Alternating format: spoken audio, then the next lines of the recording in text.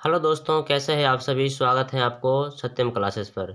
तो गाइज, इससे जो पीछे का पार्ट है ये सब हम आपको ये सभी इससे पीछे का पार्ट में ये सभी इसके पीछे के पार्ट में बता चुके हैं। आज हम देखेंगे इमेज से, यानी प्रतिबिंब क्या होता है और इमेज क्या होता है। यहाँ से हम देखेंगे इमेज क्या होता है। तो गाइज, आप जानिए इमेज यानी प्रतिबिंब। किसी बिंदु स्रोत से आती प्रकाश की किरणें दर्पण से परावर्तन के बाद जिस बिंदु पर मिलती हैं या जिस बिंदु से आती हुई प्रतीत होती है उसे हम इमेज बोलते हैं, यानी कि प्रतिबिंब बोलते हैं। आपको हम आगे वाली वीडियो में बना के भी दिखाएंगे कि कैसे प्रतिबिंब बनता है, कहाँ पर प्रतिबिंब रखने पर कहाँ प्रतिबिंब बनता है। ये सब आपको बिल्कुल डीप में बताया जाएगा। इसके लिए आपको कोई चिंता नहीं करना है, कोई टेंशन नहीं करना है। तो प्रतिबिंब आप इससे अपना याद रख लेंगे। किसी बिंदु स्रोत से आती प्रकाश की किरणें दर्पण से परावर्तन के बाद जिस बिंदु पर मिलती हैं या लगता है कि रियल में मिल रहा है, वहाँ पर प्रतीत होता है कि लगता है कि मिल रहा है, तो उसे हम क्या बोलते हैं, प्रतिबिंब बोलते हैं। जैसे उत्तल दर्पण में लगेगा कि प्रतीत होगा, लगेगा कि मिल रहा है, लेकिन रियल में नहीं होगा।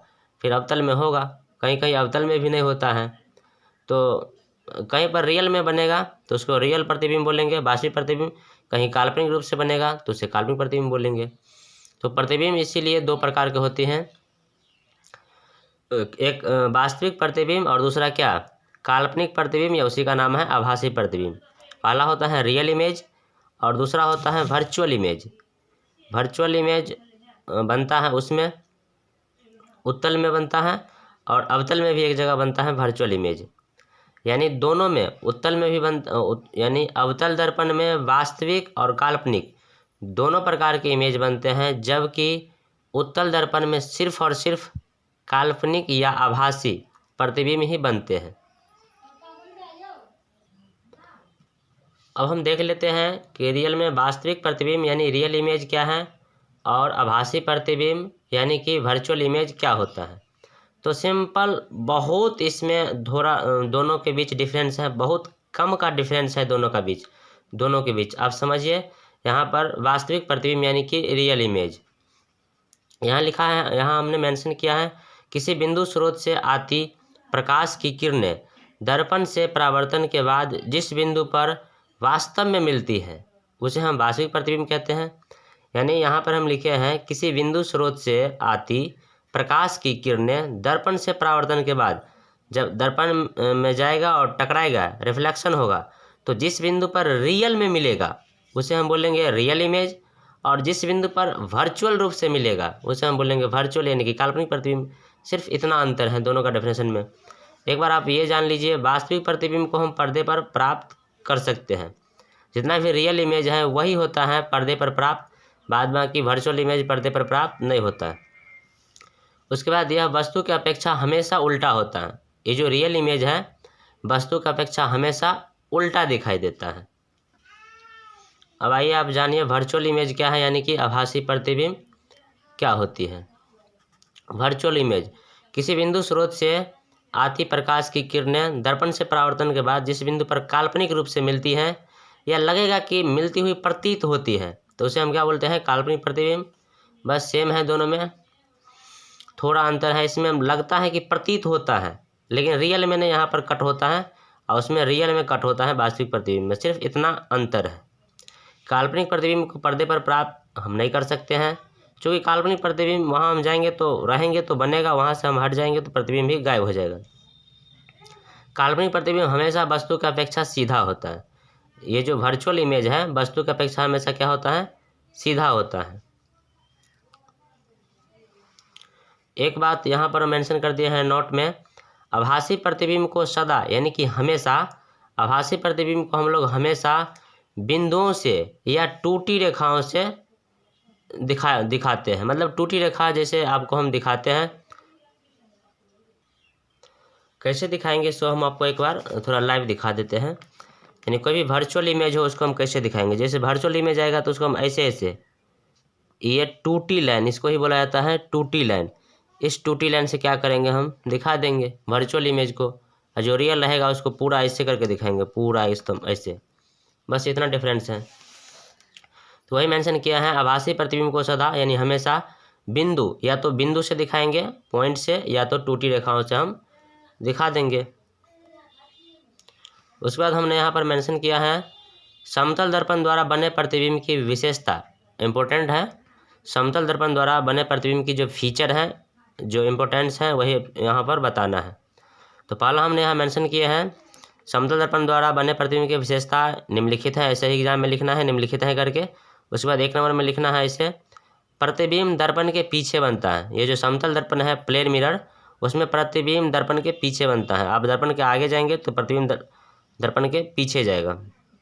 दर्पण से आप जितना हटके रहेंगे प्रतिबिंब भी दर्पण में उतना हटके बनेगा। दूसरा मेंशन किया है प्रतिबिंब का आकार वस्तु के आकार के बराबर होता है। जो प्लेन मिरर है समतल दर्पण है, इसमें प्रतिबिंब का आकार जितना मतलब आपका हाइट होगा उतना ही हाइट हूबहू दिखाया जाएगा प्लेन मिरर में, जो आपके घरों में लगे होते हैं। नेक्स्ट तीसरा पॉइंट हमने मेंशन यहाँ किया है प्रतिबिंब वस्तु की अपेक्षा सीधा बनता है। ये जो इमेज है वस्तु की अपेक्षा क्या बनता है, सीधा बनता है। इसमें प्लेन मिरर में प्रतिबिंब पार्श्विक रूप से उल्टा होता है।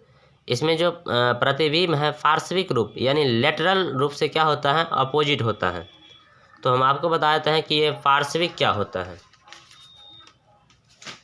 पार्श्विक मतलब कुछ नहीं, लेफ्ट वाला जो साइड है वह राइट दिखाएगा। और आगे हम मेंशन किया है कि पार्श्विक विस्थापन क्या होता है, कुछ नहीं, लेफ्ट वाला राइट दिखाएगा और राइट वाला लेफ्ट दिखाएगा, वही होता है पार्श्व परिवर्तन।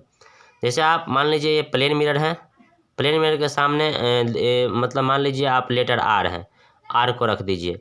यह आर आपको मिरर में कुछ इस प्रकार दिखाई देंगे, यही होता है पार्श्विक रूप से उल्टा। मतलब लेफ्ट वाला भाग, इसका जो लेफ्ट भाग था वो राइट में दिखाया और राइट भाग जो था वो लेफ्ट में दिखाया। देखिए ये राइट है तो राइट इधर आ रहा है, ये लेफ्ट है तो लेफ्ट उधर जा रहा है, यही होता है पार्श्विक रूप से विस्थापन। यहाँ हम मिरर का पॉलिश कर दिए हैं तो बनेगा, नहीं तो वैसे लेंस हो गया। लेंस और मिरर में सिर्फ सिंपल मतलब डिफरेंट है, लेंस में पॉलिश नहीं किया जाता है जबकि मिरर में एक भाग पॉलिश किया जाता है।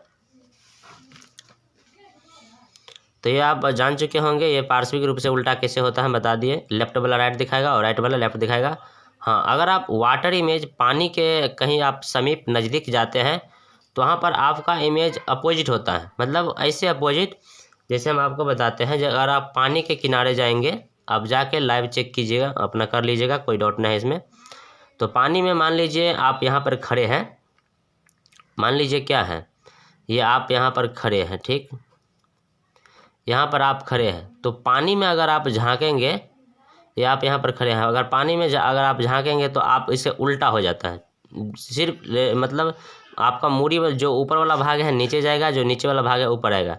आप कुछ इस प्रकार दिखाई देंगे, ऐसे करके, ऐसे करके, ऐसे ऐसे, ये आपका हैंड हो जाएगा, ऐसे करके आप कुछ इस प्रकार दिखाई देंगे। कहाँ पर, पानी के अंदर जाने, पानी के बगल में आप खड़ा होंगे तो ऐसे आपका इमेज बनेगा।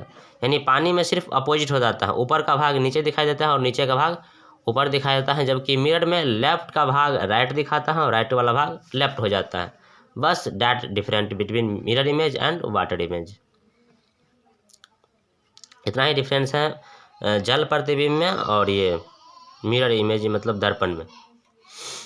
आगे आप जानिए प्रतिबिंब आभासी होता है। प्रतिबिंब क्या होता है, आभासी होता है। आप दर्पण के सामने जब तक खड़ा रहेंगे तब तक आपका चेहरा दिखेगा और वहाँ से हट जाएंगे तो चेहरा गायब हो जाएगा, यही होता है आभासी, वर्चुअल। आगे प्रतिबिंब दर्पण से उतना ही पीछे बनता है जितना वस्तु दर्पण से आगे रहता है। यहाँ आप इसको गौर से समझिए। मतलब मान लीजिए आप, ये मिरर है कोई, ये क्या है, एक मिरर है। यहाँ मान लीजिए कोई मिरर है, ये मिरर है। यहाँ पर समतल दर्पण, समतल दर्पण से हम हट के, समतल दर्पण मतलब ऐना, आप ऐना से हट के अगर यहाँ पर 5 मीटर की दूरी पर खड़ा है तो दर्पण यानी ऐना के अंदर भी आपका प्रतिबिंब 5 मीटर दूर दिखाई देगा। आप जाके चेक कर सकते हैं, there is no doubt about this. मतलब जितना आप हट के रहेंगे उतना ही हट के फोटो अंदर में बनेगा, ऐना के अंदर यानी दर्पण के अंदर। दूसरा आगे हम यहाँ पर जितना भी जो फैक्चुअल बात है मेंशन कर दिए हैं। यहाँ पर लिखे हैं हमने, अगर किसी वस्तु की चाल भी हो तो उसका समतल दर्पण में चाल टू भी हो जाएगा। मतलब अगर आप यहाँ समझिए, समतल दर्पण के सामने भी चाल से, यहाँ आप ये वेरिएबल ने आपको हम कोई कांस्टेंट लेके समझाते हैं। मान लीजिए आप ऐना के सामने जाइए और 10 के स्पीड से जाइए। अगर आप जाते हैं 10 के स्पीड से तो आपका प्रतिबिंब ऐना में 20 के स्पीड से उधर से आएगा। यही होता है, अगर किसी वस्तु के चाल भी हो तो समतल दर्पण में उसका चाल कितना हो जाएगा, टू भी हो जाएगा, यानी चाल दोगुना हो जाता है। आप अगर 10 के स्पीड से दौड़ते जाएंगे समतल दर्पण के सामने तो आपका जो प्रतिबिंब है ऐना में, जो आपका फोटो दिखाई देगा, वो 20 के स्पीड से दौड़ता हुआ आएगा। आई थिंक समझ गए होंगे आप।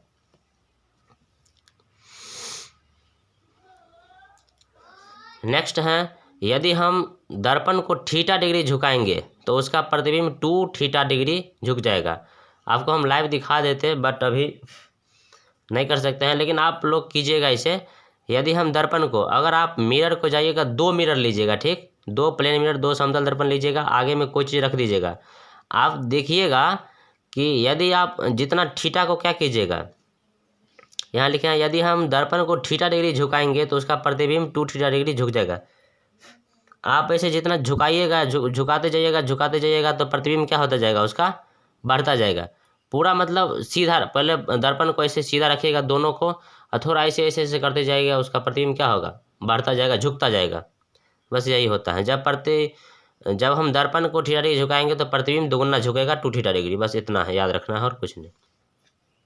नेक्स्ट यहाँ हम लिखा है, यदि वस्तु x मीटर की दूरी पर हो तो उसका प्रतिबिंब भी x मीटर की दूरी पर बनेगा। ये तो हम पहले भी बता चुके हैं। दर्पण से आप जितना हट के खड़ा रहेंगे, आपका प्रतिबिंब भी दर्पण के अंदर उतना हट के दिखाई देगा। बस क्लियर है। अगर आप समतल दर्पण से 20 मीटर की दूरी पर खड़ा है तो समतल दर्पण में आपका प्रतिबिंब 20 मीटर दूरी पर बनता होगा। बस इतना। आगे मेंशन किए हैं ये बात, समतल दर्पण में अपना पूरा शरीर, मतलब आपका अगर पूरा बॉडी देखना है, पूरा एड़ी से पूरा, मतलब लेकर के पैर से लेकर के एड़ी से लेकर के चोटी तक अगर आप देखना चाहते हैं तो आपका जो, मतलब आपके लंबाई के आधा समतल दर्पण होना चाहिए, यानी कि दर्पण होना चाहिए। समतल दर्पण में अपना पूरा शरीर देखने के लिए दर्पण शरीर के आधे लंबाई की होनी चाहिए। मतलब अगर आप मान लीजिए, अगर आप 6 फीट का हैं तो अगर आप अपना पूरा फोटो देखना चाहते हैं, आप अपना पूरा प्रतिबिंब देखना चाहते हैं, तो आपको कम से कम 3 फीट का दर्पण लगाना चाहिए। अगर आप 3 फीट का दर्पण लगाते हैं तो नो डाउट आपका बिल्कुल पूरा इमेज मिलेगा। एड़ी से लेकर चोटी तक आप समतल दर्पण के सामने जाइए और देख लीजिए कौन सा शूज पहने हैं, आपका शूज का लुकिंग क्या है, सब चीज़ आराम से देख सकते हैं, नो डाउट है इसमें। तो कितना होना चाहिए, अपना पूरा इमेज देखने के लिए दर्पण आपके लंबाई का आधा होना चाहिए। आपका जितना लंबाई है उसका ठीक आधा, उतना बड़ा आईना लगा लीजिए घर में और देखिए पूरा एड़ी से चोटी तक। आगे मेंशन किया है प्रतिबिंबों की संख्या। हाँ, ये समझिए, अगर आपको बोले प्रतिबिंब की संख्या निकालने के लिए तो क्या कीजिएगा। प्रतिबिंबों की संख्या का फॉर्मूला होता है 360/θ, लेकिन इसमें थोड़ा लोचा है, ये सब नहीं देखने का है, इसमें थोड़ा लोचा हम बता देते हैं, सिर्फ समझा देते हैं। मान लीजिए यहाँ पर प्रतिबिंब, अगर आपको प्रतिबिंबों की संख्या निकालना है तो अगर बोल दिया है कि हम समतल दर्पण के सामने अगर हम जाते हैं तो 45 या 60 डिग्री मान लीजिए, ये तो फार्मूला हो गया। क्या फार्मूला यही है ना, 360/θ। तो हम अगर समतल दर्पण के सामने जाएंगे और 60 डिग्री के एंगल पर झुक जाएंगे तो मेरा प्रतिबिंब कितना बनेगा, मेरा फोटो कितना बनेगा। तो अगर आपका प्रतिबिंब चेक करना है पीछे तो आप क्या कीजिए, अगर 60 डिग्री के एंगल पर झुकते हैं तो यहाँ हम 60 रखेंगे डिग्री के मान, 360 बाई कितना 60 कर जाएगा कितना बार में, 6 बार में। लेकिन अब यहाँ याद रखना है, यदि कट के अगर आए इवन में, मतलब यानी कि सम संख्या में अगर कटने के बाद आ रहा है नंबर, तो हमेशा उसमें से एक कम कर लेंगे। तो इसका आंसर कितना हो जाएगा, 6 में से 1 गया तो 5, यानी 6 में से 1 गया तो 5। यानी मेरा जो, अगर हम समतल दर्पण के सामने 60 डिग्री के एंगल पर झुक जाएंगे तो मेरा 5 प्रतिबिंब यानी 5 इमेज बनेगा। बस आपको इतना याद रखना है, अगर कटने के बाद सम संख्या में आंसर आ रहा है तो 1 घटा देंगे, और विषम संख्या में आ रहा है तो नोट आउट कुछ नहीं करेंगे, उसको छोड़ देंगे। आप कोई एंगल लीजिए, मान लीजिए हम लिए 360/45 45 लिए, इसको काटिए। 5 9 जा गया, ये 5 7 जा और 5 2 जा जाएगा, ये 8 बार में मतलब चला गया, ये भी नहीं होगा, यानी 8 आया। सम संख्या में आ रहा है तो एक घटा लेंगे, एक घटा लेंगे मतलब कितना आएगा, प्रतिबिंब की संख्या 7 आएगा, 7 आएगा। मतलब एक ऐसा एंगल लीजिए जो किस में आए, विषम संख्या में आए। अब क्या हम एक बार कोई ऐसा एंगल लेते हैं, ऐसा एंगल पर खड़ा होते हैं ताकि ऑड नंबर में संख्या है। मान लो हम 360 लिए, समदर्पण के सामने 120 डिग्री के एंगल पर जाके झुक गए, तो 12 या 36 मतलब कि 3 आया कटने के बाद। अभी हम बोले हैं जब कटने के बाद कौन सा नंबर आए, ऑड नंबर यानी कि विषम संख्या आए कटने के बाद, तो आपको कुछ नहीं करना है। आपका कितना इमेज बनेगा, आपका वहाँ पर 3 इमेज दिखाई देगा। That's all. आई होप बिल्कुल नीट एंड क्लीन आप समझ गए होंगे। नेक्स्ट यहाँ पर मेंशन किए हैं, ये तो हो गया क्लियर। परिदर्शी या पेरिस्कोप में 45 डिग्री का कोण बनता है। हाँ, परिदर्शी में पूछेगा कि परिदर्शी में कौन सा या पेरिस्कोप में कौन सा दर्पण लगा होता है, तो समतल दर्पण वहाँ पर लगा होता है और 45 डिग्री के कोण पर लगा होता है ताकि मतलब दिख जाए। तो पेरिस्कोप के बारे में भी थोड़ा बता देते हैं हम। आप मतलब मान लीजिए पानी के अंदर ऐसे ऐसे, पानी के अंदर ऐसे ऐसे कोई क्या करना है, पेरिस्कोप ऐसे गया अपना, ऐसे ऐसे करके लगा दिया जाता है।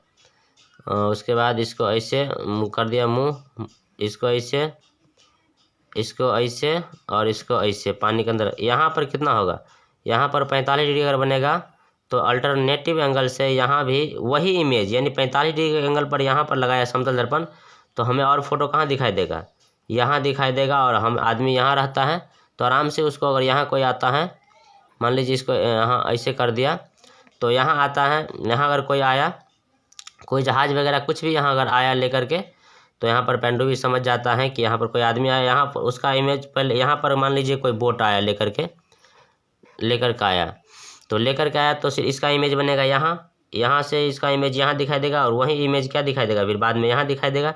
तो यहाँ आदमी रहता है, यहाँ देख लेता है कि कोई आया है, वहाँ से ना उसको जो करना होता है करता है, नहीं तो दागता है, शूट करता है।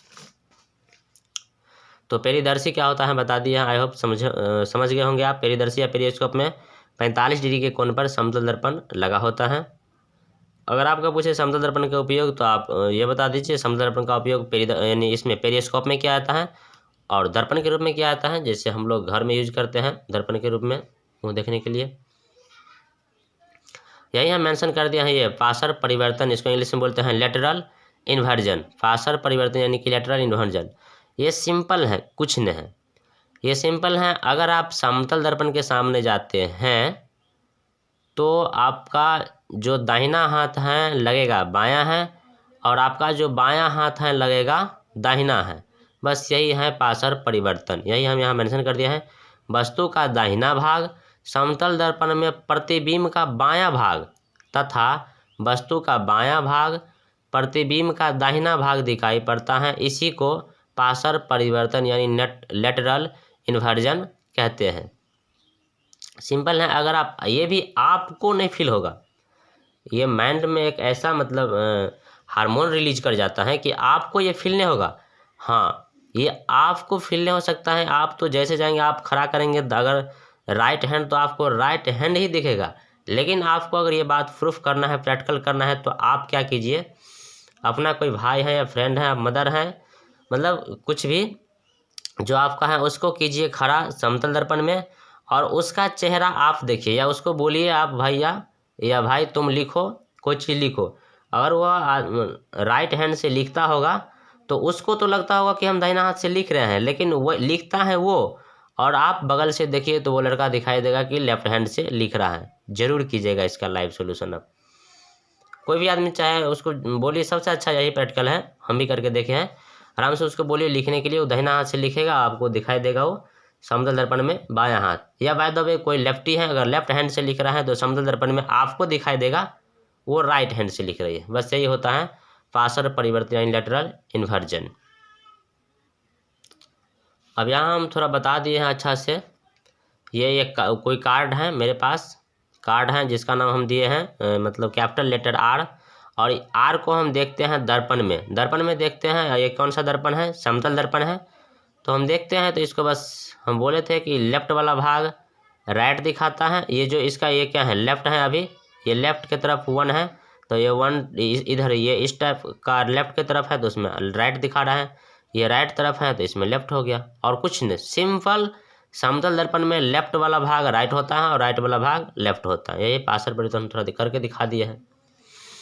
हाँ, अब आइए गजब का चीज़, जो मोस्ट इम्पोर्टेंट टॉपिक है, गोलीय दर्पण। गोलीय दर्पण क्या होती है? तो गोलीय दर्पण यानी कि स्फेरिकल मिरर। गोलीय दर्पण उस दर्पण को कहते हैं जिसकी परावर्तक सतह किसी खोखले गोले का एक भाग होती है। मतलब गोलीय दर्पण किसे कहते हैं?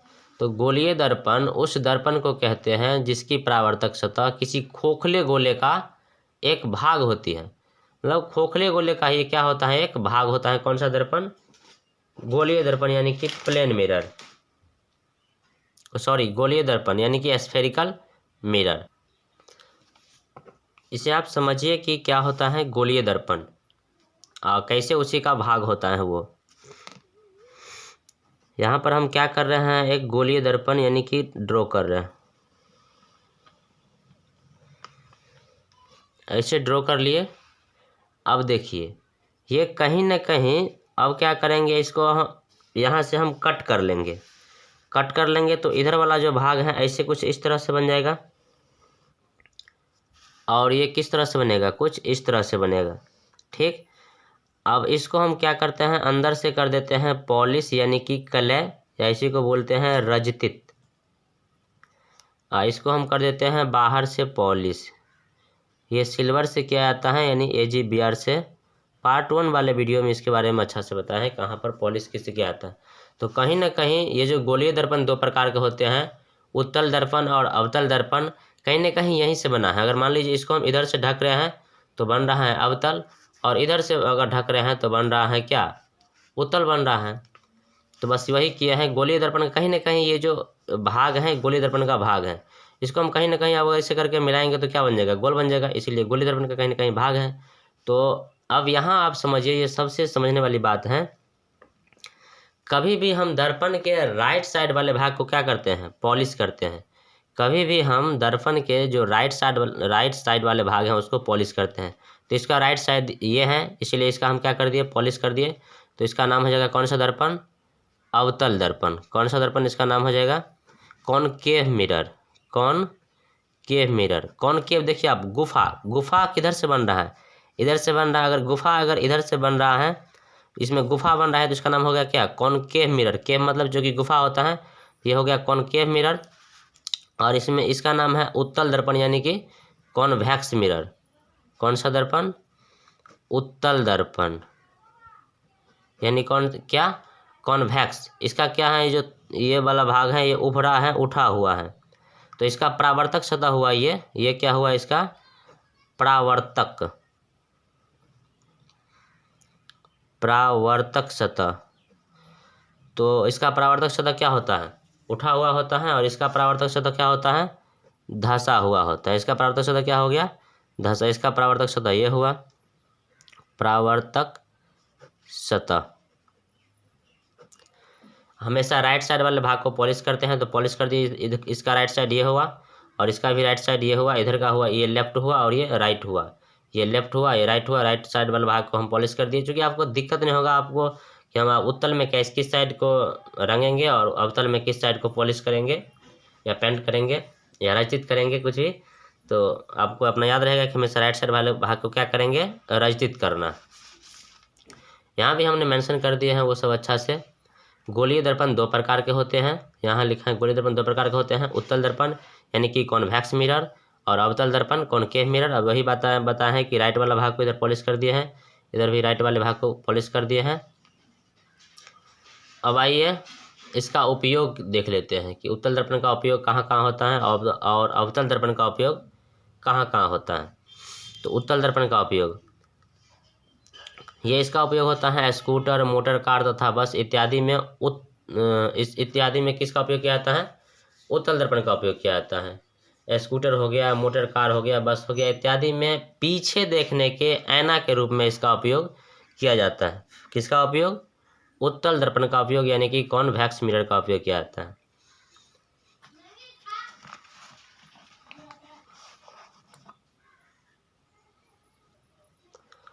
सेकेंड उपयोग हमने यहाँ पर लिखे हैं, इसका उपयोग फर्स्ट दृश्य, इसी को इंग्लिश में बोलते हैं साइड मिरर। फर्स्ट दृश्य मतलब साइड मिरर। पूछेगा कि किसका उपयोग फर्स्ट दृश्य के रूप में या पीछे देखने के ऐना के रूप में या साइड मिरर के रूप में किया जाता है, तो आंसर आएगा ओनली वन उत्तल दर्पण। यानी उत्तल दर्पण का उपयोग साइड मिरर के रूप में किया जाता है, या फर्स्ट दृश्य के रूप में किया जाता है, या पीछे देखने के ऐना के रूप में किया जाता है।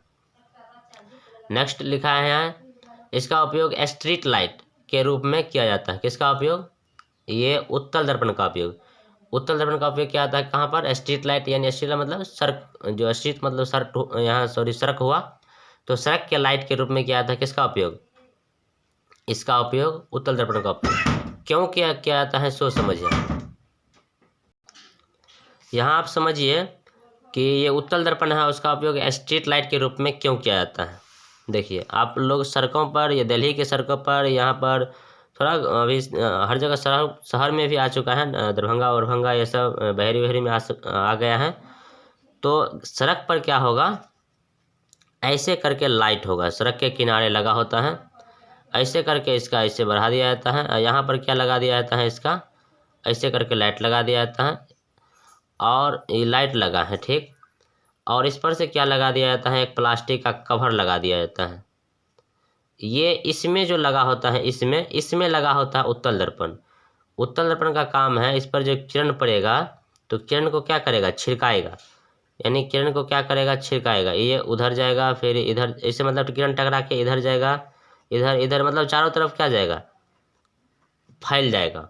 चारों तरफ क्या होगा, फैल जाएगा। क्योंकि उत्तल दर्पण में जो इमेज है कुछ इस प्रकार बनता है। अभी बताया है कि उत्तल दर्पण का किधर से होता है रंगा हुआ, चाहे इधर हम यहाँ बताते हैं। ये हुआ, इसको राइट हैंड साइड में क्या कर दिए, पॉलिश कर दिए। ये जो किरण ऐसे जाएगा ऐसे, तो ये उधर भागेगा। फिर कोई किरण डालेंगे ऐसे टकरा के इधर भागेगा, फिर कोई डालेंगे ऐसे टकरा के इधर भागेगा। मतलब कोई किरण इधर, फिर इधर इधर, मतलब हमेशा क्या जाता है, चारों तरफ छिड़क जाता है। इसलिए इसका उपयोग किया जाता है किसके रूप में, स्ट्रीट लाइट के रूप में, ताकि प्रकाश चारों तरफ क्या हो जाए, फैल जाए। बस इतना बात है। और जो अवतल हैं उसमें ऐसे करके अगर किरण देते हैं तो बाहर से पॉलिश करते हैं, राइट साइड कर दिए, तो उसमें ऐसे अगर खींचेंगे ऐसे, तो टकरा के यहाँ मिलेगा, कहीं सब का सब एक बिंदु पर मिलता है। फिर टकरा के जितना भी बिंदु डालेंगे सब टकरा के कहाँ मिलेगा, एक बिंदु पर यहाँ पर मिलता है। और वहाँ पर क्या होता है, सब इधर उधर छिन्न भिन्न हो जाता है। अब आइए आप इसका उपयोग देख लीजिए, अवतल दर्पण के उपयोग। अवतल दर्पण का उपयोग, इसका उपयोग हजामती यानी कि दाढ़ी बनाने के रूप में किया जाता है। हजामती दर्पण, चूँकि अवतल दर्पण में जो इमेज है, इमेज बड़ा बनता है, इसलिए इसका उपयोग किया जाता है किसके रूप में, हजामती दर्पण के रूप में। और वैसे जो आप लोग देखते होंगे वो रियल में वहाँ पर लगाने होता है। बाद में जब आप बाल उल बना लेते हैं, पूरा क्लियर कर लेते हैं, तो आपको एक गोल टाइप का ऐना देगा, और उससे आप देखिए कि कहाँ मेरा कहाँ बाल छूटा है, कहाँ क्या है नहीं है। गोल टाइप का जो ऐना होता है रियल में वो होता है अवतल दर्पण। बाद में कि वो वहाँ भी सेम लगा होता है, वही समतल दर्पण लगा होता है, लेकिन बाद में बनाने के बाद आपको एक अच्छा देता है उत्तल दर्पण चेक करने के लिए। तो इसका उपयोग हजामती यानी कि दाढ़ी बनाने के लिए किया जाता है। दूसरा, इसका उपयोग टॉर्च, वाहनों के हेडलाइट तथा सर्च लाइट में किया जाता है। इसका उपयोग टॉर्च में किया जाता है, जितना भी मतलब वाहन है, टॉर्च हेडलाइट इसमें किया जाता है। ये अवतल दर्पण का उपयोग, देखिए आप जैसे टॉर्च है, कोई टॉर्च में आप देखे होंगे इस टाइप का रहता है, यहाँ बल्ब लगा है। ये जो कटोरा है, कटोरा इसी में लगा होता है कौन सा दर्पण, उत्तल दर्पण, सॉरी अवतल दर्पण। ये कटोरा है उसमें कौन सा दर्पण लगा होता है, अवतल दर्पण। ये प्रकाश यहाँ जाता है, फिर यहाँ जाता है, यहाँ जाता है, यहाँ जाता है, यहाँ टकरा के, अब फिर ये सब सतह से टकरा के फिर मतलब एक जगह बिंदु से निकलता है। एक जगह बिंदु से निकला, फिर टकरा के सतह से ऊपर से लगा होता है इसका कवर, एक शीशा लगा होता है। वो शीशा कुछ नहीं है, शीशा लगा होता है, या कभी कोई प्लास्टिक का भी लगा देता है। तो टकरा के कटोरा से फिर प्रकाश ऐसे निकलता है, अपना निकलता जाता है। प्रकाश क्या होता है, निकलता है, इसलिए उतना नहीं फैलता है। उतना नहीं फैल पाता है। सेम बात, सेम कंडीशन गाड़ी में भी होता है। गाड़ी में भी वही एक प्रकार से ऐसे करके लगा होता है लाइट, ऐसे सब ऐसे ऐसे सतह से टकराता है। सतह से टकराने के बाद ऐसे अपना उतना नहीं फैलता है, सब एक बिंदु पर अपना मिलता है, निकलते जाता है। इसीलिए इसका उपयोग क्या किया जाता है? इसका उपयोग टॉर्च, वाहनों के हेडलाइट तथा सर्च लाइट में किया जाता है। अवतल दर्पण का उपयोग, इसका उपयोग डॉक्टरों द्वारा रोगियों के नाक, कान, गले, दांत आदि की जांच के लिए किया जाता है। डॉक्टर इसीलिए करते हैं कि नाक का जो छिद्र है या कान का छिद्र है या दांत है, ये सब बड़ी क्लिष्ट चीज़ होता है, बहुत छोटा छोटा है, महीन दिखाई देता है। तो अगर नाक में आपको घाव हो जाएगा तो डॉक्टर कैसे देखेंगे भाई? नाक को उठाकर नहीं दिखाएगा। तो उसको यही अवतल दर्पण से देखते हैं तो थोड़ा बड़ा, इसका काम में है इमेज को बड़ा करके दिखाना, तो दिख जाता है अपना ईजी से, बस और कुछ नहीं। डॉक्टर अपना आराम से यूज करके देख लेते हैं। नेक्स्ट हमने यहाँ मेंशन किया है, इसका उपयोग सौर भट्टियों में किया जाता है। इसका उपयोग क्या किया जाता है? सौर भट्टी में। सौर भट्टी में इसलिए उपयोग किया जाता है मतलब खाना पकाने के लिए। जैसे यहाँ पर लगा दिया अवतल दर्पण, लगाएगा तो उसका जो जितना भी सूरज के किरण है ऐसे पड़ेगा, फिर एक बिंदु पर आकर मिलेगा। जहाँ से भी जाएगा किरण एक बिंदु पर आकर क्या होगा? मिलेगा। एक बिंदु पर आकर एक जगह फोकस होता है तो हीट होता है, खाना जल्दी जल्दी पकने लगता है। जितना भी किरण है सब एक जगह आके मिलता है, पड़ता है, तो खाना जल्दी जल्दी पकने लगता है। इसीलिए इसका उपयोग कहाँ किया जाता है? सौर भट्टियों में किया जाता है। नेक्स्ट यहाँ हम लिखा दिए हैं, उत्तल दर्पण किसी वस्तु को छोटा एवं सीधा दिखाता है। उत्तल दर्पण का काम है, या आप वैसे जानिए ना, उत्तल दर्पण में कैसा प्रतिबिंब बनता है? तो उत्तल दर्पण में किसी वस्तु का प्रतिबिंब बनता है छोटा और सीधा, और इसका दृष्टि क्षेत्र भी क्या होता है? बड़ा होता है। अवतल दर्पण किसी वस्तु को बड़ा करके दिखाता है। अवतल दर्पण जो है किसी बड़ा वस्तु को कैसे दिखाता है? बड़ा करके दिखाता है। इसलिए डॉक्टर वगैरह या अपना इसका उपयोग करते हैं ताकि बड़ा इमेज दिखाई दे। जहाँ जहाँ बहुत छोटे छोटे चीज़ है वहाँ वहाँ पर। आगे हमने यहाँ मेंशन कर दिया उत्तल दर्पण की, बोलेगा कि किस दर्पण का दृष्टि क्षेत्र यानी फील्ड ऑफ विजन बड़ा होता है, तो उत्तल दर्पण। ये इंपॉर्टेंट बात है, उत्तल दर्पण का दृष्टि क्षेत्र क्या होता है? बड़ा। क्योंकि इसमें क्या होता है, वाहन में जितना भी वाहन है उसमें जो ऐना होता है, ऐना में रियल में बड़ा बड़ा जैसे ट्रक आ रहा है, कहीं बड़ा बड़ा गाड़ी सब आ रहा है, पानी टंकी गाड़ी आ रहा है, तो उस गाड़ी को पूरा सीधा स्ट्रेट तो दिखाई देगा लेकिन छोटा दिखाई देगा। मतलब 10-10, 5-5 वो गाड़ी पूरा एक छोटा सा ऐना में, एक इतना बड़ा ऐना में 5-5 गो गाड़ी आप देख सकते हैं, बिल्कुल क्लियर देख सकते हैं पीछे कौन सा गाड़ी आ रहा है, लेकिन छोटा दिखाई देगा, एकदम छोटा। इसीलिए इसका दृष्टि क्षेत्र क्या होता है? बड़ा होता है। देखने का नज़रिया बहुत बड़ा होता है, दूर तक दिखाता है, एकदम क्लियर इमेज दिखाता है, लेकिन छोटा करके दिखाई देता है। तो आपको पूछेगा ऑब्जेक्टिव में किस दर्पण का दृष्टि क्षेत्र यानी फील्ड ऑफ विजन बड़ा होता है, तो उत्तल मारेंगे। अब एक बार देख लीजिए अवतल। अवतल दर्पण में किसी वस्तु का प्रतिबिंब सीधा, बड़ा एवं आभासी बनता है। अगर पूछे उत्तल दर्पण में किसी वस्तु का प्रतिबिंब कैसे बनता है, तो आभासी बनता है, और क्या बनता है? छोटा बनता है। आभासी बनता है, आभासी, सीधा और छोटा बनता है किसमें? ये उत्तल दर्पण में किसी वस्तु का प्रतिबिंब। और अवतल दर्पण में किसी वस्तु का प्रतिबिंब दोनों बनता है, यानी आभासी भी बनता है और वास्तविक भी बनता है, सीधा भी बनता है और बड़ा भी बनता है। यानी उत्तल दर्पण में, अवतल दर्पण में किसी वस्तु का प्रतिबिंब कैसे बनता है, तो दोनों प्रकार के प्रतिबिंब बनता है, वास्तविक और काल्पनिक दोनों। और वस्तु से क्या होता है? बड़ा दिखाई पड़ता है, और उसमें वस्तु से क्या होता है? उत्तल में छोटा दिखाई पड़ता है। अगर आपको पूछ ले थोड़ा अलग करके कि आप उत्तल दर्पण और अवतल दर्पण में अंतर बताइए, तो आप सिंपल बांट के आराम से लिख दीजिएगा। एक तरफ मतलब अवतल दर्पण और एक तरफ क्या, इस साइड उत्तल दर्पण। और अवतल में आप लिखिएगा कि इसमें परावर्तक सतह घसी होती है। घसी मतलब धंसा नहीं होता, अभी बताया है कि इसका परावर्तक सतह क्या होता है? धंस जाता है।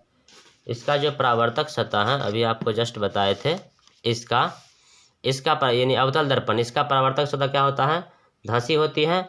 और इसका जो ये उत्तल है, इसका परावर्तक सतह उभरी होती है। फिर दो में लिखिएगा, ये अवतल में उभरे भाग पर पॉलिश किया जाता है, इसमें इसके उभरे भाग पर क्या किया जाता है? पॉलिश किया जाता है। और इसमें क्या है?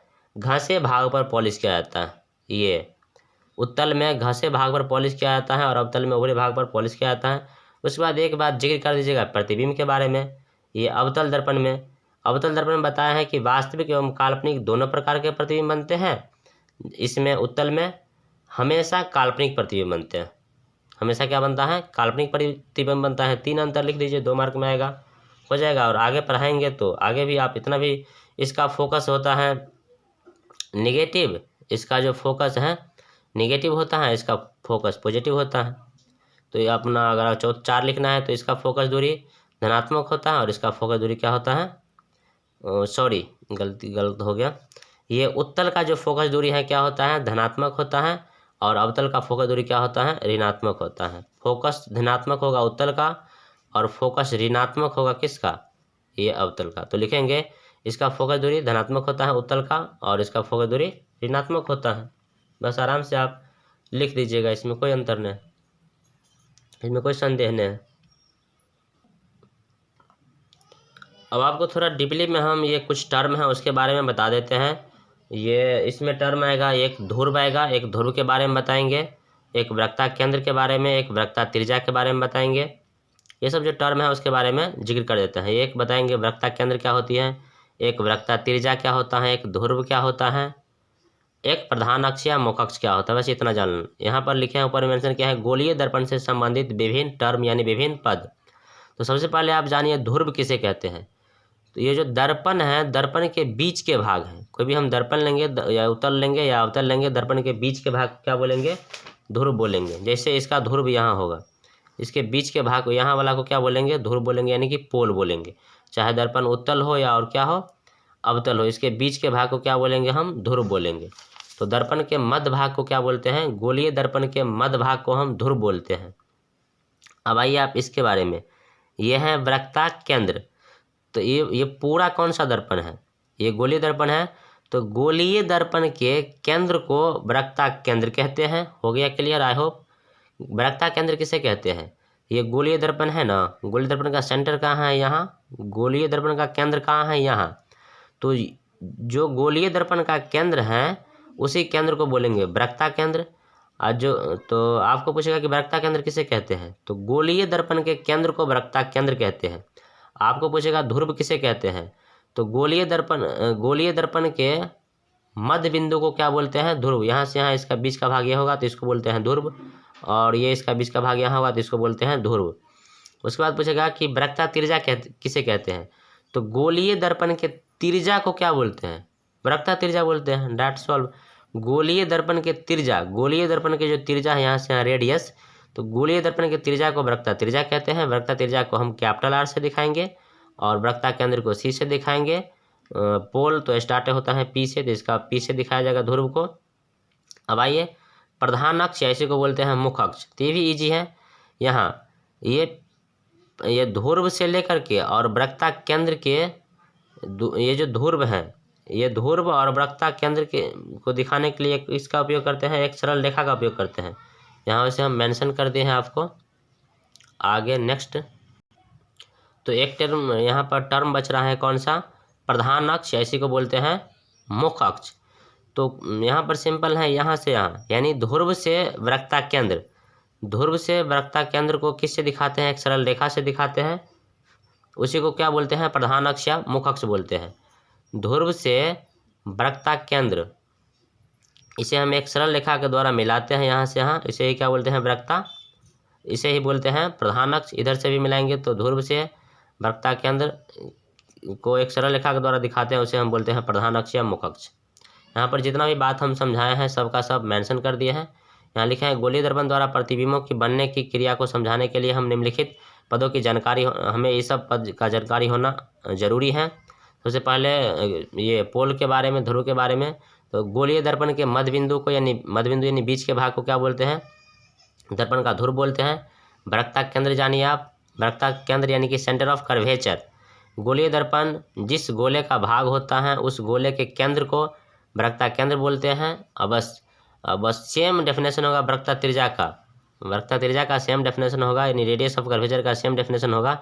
गोलीय दर्पण जिस गोले का भाग होता है उस गोले के त्रिज्या को वक्रता त्रिज्या कहते हैं। उस गोले की त्रिज्या को क्या बोलते हैं, वक्रता त्रिज्या बोलते हैं। जो पीछे फिगर मेंशन था उसमें पीसी क्या था, पी से सी के दूरी को बोलते हैं क्या हम, वक्रता त्रिज्या। पी से सी जो दिखाए थे वही है वक्रता त्रिज्या। पी सी बराबर आर, आर दर्पण की क्या है, वक्रता त्रिज्या है। प्रधान अक्ष या मुख्य अक्ष जिसे हम बोलते हैं प्रिंसिपल एक्सिस। प्रिंसिपल एक्सिस हम बताए हैं क्या होता है, गोलीय दर्पण के ध्रुव से, बोले थे कि ध्रुव से यानी पोल से वक्रता केंद्र को मिलाने वाले सरल रेखा को प्रधान अक्ष कहते हैं। बताए थे कि पी से सी तक एक सरल रेखा के द्वारा मिला देते हैं, उसको क्या बोलते हैं, प्रधान अक्ष या मुख्य अक्ष बोलते हैं। यहाँ लिखा दिया है पी से सी यानी पी सी बराबर मुख्य अक्ष या उसे ही बोलते हैं प्रधान अक्ष। अब आप जानिए परीक्षा में पूछ जाते हैं गोलीय दर्पण का फोकस तथा फोकस दूरी। गोलीय दर्पण का फोकस किसे बोलते हैं और फोकस दूरी किसे बोलते हैं। तो गोलीय दर्पण दो प्रकार के होते हैं, एक अवतल दर्पण और एक उत्तल दर्पण। तो एग्जाम में पूछेगा कि अवतल दर्पण के मुख्य फोकस की परिभाषा दे, तो आप एकदम सटीक में ऐसे लिख दीजिएगा, समझा दीजिएगा, फिगर से उसको समझा दीजिएगा। अवतल दर्पण का फोकस, इसका मतलब सिंपल डेफिनेशन अगर हम बताएं तो ऐसे लिखिएगा, प्रधान अक्ष के समांतर खींची गई किरणें दर्पण से परावर्तन के बाद जिस बिंदु पर मिलती हैं उसे क्या बोलते हैं, अवतल दर्पण के मुख्य फोकस बोलते हैं। अब यहाँ फिगर से समझिए, ये प्रधान अक्ष है, यहाँ से यहाँ पी सी क्या है, प्रधान अक्ष या मुख्य अक्ष। तो प्रधान अक्ष से समांतर एक क्या किए हैं, एक किरण खींचे हैं। प्रधान अक्ष के इसके समांतर एक क्या खींचे हैं, किरण खींचे हैं। ये दर्पण से क्या हुआ, टकराया, तो फिर परावर्तन हुआ, टकराने के बाद यहाँ मिला फोकस पर, इसे ही क्या बोलते हैं, अवतल दर्पण के मुख्य फोकस बोलते हैं। प्रधान अक्ष के समांतर खींची गई किरणें दर्पण से परावर्तन के बाद जिस बिंदु पर मिलती है, मतलब यहाँ मिला, जिस बिंदु पर मिलती है उसे क्या बोलते हैं, अवतल दर्पण के मुख्य फोकस बोलते हैं। अगर सेम बात नीचा से भी ड्रॉ करेंगे तो इसके समांतर प्रधान अक्ष से समांतर खींची गई किरणें दर्पण से परावर्तन के बाद, दर्पण में टकराया तो फिर रिफ्लेक्शन हुआ, दर्पण से परावर्तन के बाद जिस बिंदु पर मिलते हैं उसे अवतल दर्पण का मुख्य फोकस कहते हैं। और एक यहाँ से यहाँ तक नॉर्मल यानी अभिलंब खड़ा कर दिए ताकि पता चले कितना डिग्री से किरण आ रहा है और कितना डिग्री से रिफ्लेक्ट हो रहा है। अगर कितना 60 से आएगा तो 60 से रिफ्लेक्ट होगा, क्योंकि आई बराबर किसके होता है, आर के होता है। बस सिंपल है, दोनों ये डेफिनेशन और ये डेफिनेशन दोनों बराबर हैं, सिर्फ इसमें प्रतीत होता है लिख देना और कुछ नहीं। यहाँ जानिए आप, अगर आपसे पूछा जाए उत्तल दर्पण का मुख्य फोकस का परिभाषा दीजिए, तो प्रधान अक्ष के समांतर खींची गई किरणें दर्पण से परावर्तन के बाद जिस बिंदु पर मिलती हुई प्रतीत होती है, सिर्फ इतना लिखना है, प्रतीत। इसमें लगेगा कि मिल रहा है, लेकिन रियल में हम इमेजिंग करके उसे मिलाए होते हैं, लेकिन आपको दिखेगा कि यहाँ मिलता है। तो बस इतना अंतर है, इसमें प्रतीत होता है लेकिन वहाँ पर रियल में होता है। प्रधान अक्ष के समांतर खींची गई किरण दर्पण से परावर्तन के बाद जिस बिंदु पर मिलती हुई प्रतीत होती है उसे उत्तल दर्पण का मुख्य फोकस कहते हैं। आगे हम फिगर से इसे भी डीपली समझा दिए हैं। तो आप लोग तब तक चैनल को सब्सक्राइब कर दीजिए, वीडियो को लाइक कर दीजिए। तब तक हम आपको ये बता रहे हैं फिगर क्या होती है, लेकिन चैनल को आप सब्सक्राइब कीजिए। चैनल को अगर आप सब्सक्राइब करते हैं तो आपको नोटिफिकेशन टाइम टू टाइम जाएगा, और अपना देखिए बिल्कुल डीपली नॉलेज लीजिए, कहीं नहीं जाने कहाँ, आराम से घर में बैठ के पढ़िए और अपना नोट बना लीजिए। एक बार देख लीजिए, यहाँ पर हम अच्छा से डीपली से बिल्कुल रिलैक्स माइंड से पढ़ा के समझा देते हैं। यहाँ हमें क्या कर लिए हैं, एक ड्रॉ कर लिए हैं, ये कॉन्वेक्स मिरर यानी कि उत्तल दर्पण। उत्तल दर्पण में हम क्या किया है, यहाँ ये प्रधान अक्ष हुआ, प्रधान अक्ष के समांतर एक किरण खींचे हैं तो यहाँ गया है, और ये ऐसे यहाँ प्रधान अक्ष समांतर खींचे हैं तो यहाँ गया है और टकरा के उधर लौट गया। क्योंकि हम बोले हैं कि इसमें क्या होता है, ऐसे किरण खींचेंगे तो उधर चला जाएगा। फिर नीचे से भी वही काम किया है, प्रधान अक्ष के समांतर खींचे गए किरण दर्पण से परावर्तन के बाद यहाँ आया है, मुख्य फोकस पर नहीं मिला है, लेकिन दर्पण से परावर्तन के बाद यहाँ आया है। हम क्या किए हैं, इसको ऐसे इमेजिंग करके ऐसे कर दिए हैं, इसको भी यहाँ फोकस से इमेजिंग करके ऐसे कर दिया है। तो आपको फील होता होगा, यानी आपको प्रतीत होता होगा कि ये जो लाइन है, लाइन इसको नहीं बोलेंगे, इसको रे बोलेंगे, किरण। ये जो किरण है रियल में यहाँ से ऐसे निकला है, लेकिन रियल में वैसा हुआ नहीं है। रियल में ये प्रधान अक्ष से समांतर गया है और टकराने के बाद उधर चला गया है। ये भी प्रधान अक्ष से समांतर खींचा है, टकराने के बाद इधर चला आया है। इसको हम क्या किए हैं, यहाँ से ऐसे इमेजिंग कर दिए हैं, यानी काल्पनिक रेखा टूटी लाइन से इसको मिला दिया है, यहाँ से मिला दिया है। लेकिन आपको लगता होगा कि ये जो रे है, किरण है, यहाँ से निकला है, फोकस से निकला है, और ये भी किरण फोकस से निकला है, जो कि ये गलत बात है, ऐसे तो हम किए हैं ना। लेकिन लग रहा है हमको, प्रतीत होता है कि यह कहाँ से निकला है, फोकस से निकला है। तो वही सेम परिभाषा लिखेंगे, प्रधान अक्ष से समांतर खींची गई किरण दर्पण से परावर्तन के बाद जिस बिंदु पर मिलती हुई प्रतीत होती है, उसे अवतल दर्पण का मुख्य फोकस कहते हैं। यहाँ भी एक नॉर्मल खड़ा कर दिया, यहाँ से यहाँ एक अभिलंब खड़ा कर दिया है ताकि पता चले आपतन कोण कितना है और परावर्तन कोण कितना है। उसके बाद फोकस दूरी को डिफाइन कर दिया है। फोकस दूरी क्या होता है, इजी है। P और F के बीच की दूरी को फोकस दूरी कहते हैं। फोकस दूरी यह है फोकल लेंथ। P और F यानी P से होता है ध्रुव और फोकस के बीच की दूरी को क्या बोलते हैं, फोकस दूरी बोलते हैं। ध्रुव और फोकस यानी यहाँ से लेकर के और यहाँ, इसको क्या बोलेंगे, फोकस दूरी बोलेंगे। ध्रुव से यानी यहाँ से लेकर के और यहाँ के दूरी को कौन सा दूरी बोलेंगे, फोकस दूरी बोलेंगे, जिसे हम छोटा f से क्या करते हैं, दिखाते हैं। तो P और F यहाँ से यहाँ के बीच की दूरी को क्या बोलते हैं, फोकस दूरी बोलते हैं। फोकस दूरी को हमेशा यानी स्मॉल f से क्या होता है, दिखाया जाता है। फोकस दूरी को हमेशा स्मॉल f से दिखाया जाता है या सूचित किया जाता है। तो आई होप गाइज यहाँ तक हम आपको डीपली हम अपनी तरफ से पूरी कोशिश किए हैं कि आपको समझाने का, समझा दिए हैं। अब इसमें आपका क्या राय है, आप ज़रूर कमेंट में लिखिएगा कि आपको कहाँ पर डाउट हुआ है। अगर आपको कोई बात पूछना है तो आप कमेंट में बॉक्स में लिखिए, आपको हम ज़रूर अगले वाले वीडियो में उसका आंसर देंगे और कोशिश करेंगे आपका कमेंट को भी हम पढ़ें और उसको हम सॉल्यूशन करने का कोशिश करेंगे। Thank you for watching my video. Thank you so much.